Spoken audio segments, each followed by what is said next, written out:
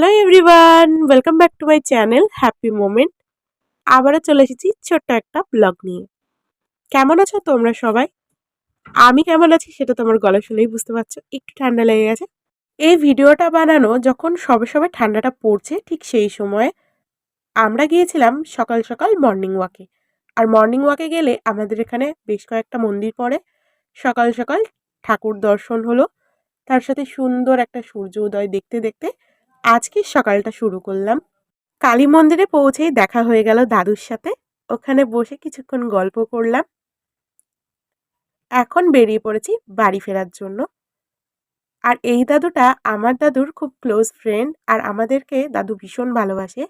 আর morning ওয়াকে আসলেই দাদুর সাথে দেখা হবেই আমাদের। তারপর তিনজন মিলে গল্প করতে করতে হাঁটতে হাঁটতে চলে আসলাম বাড়ি। আর সকাল সকাল মর্নিং ওয়াকে গেলে মন শরীর দুটোই বেশ ভালো থাকে। আজ পাড়ায় সকাল সকাল এসেছিল একদম তাজা তাজা মাছ। আর সেটা দেখেই আমার মা সকাল সকাল মাছটা কিনে নিয়েছে। আর মাছগুলোকে দেখো ধরতে গেলেই পালিয়ে পালিয়ে যাচ্ছে। এখন মা তো মাছগুলোকে কেটে দেবে, আমরাও চলে এসেছি রান্নাঘরে সকালের খাবার বানানোর জন্য।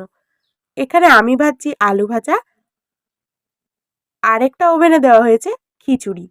আর আজকের সকালের আমাদের খাবার খিচুড়ি আর মাছ ভাজা।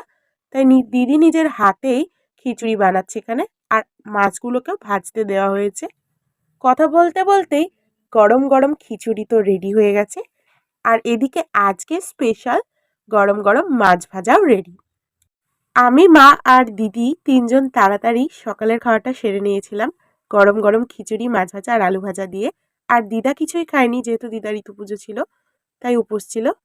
স্নান করে এসে দেখছি এখানে ইতু পুজো শুরু হয়ে গিয়েছে। আমিও গিয়ে বসলাম, আর আজকে বৌদিও এসেছিল ইতু পুজো দেখার জন্য। তারপরে ওখানে বসে বসে আমরা সবাই মিলে ইতু পুজোর ব্রত কথা শুনছিলাম। ব্রত কথা শেষে আমরা প্রণাম করে খেয়েছিলাম ইতু পুজোর প্রসাদ।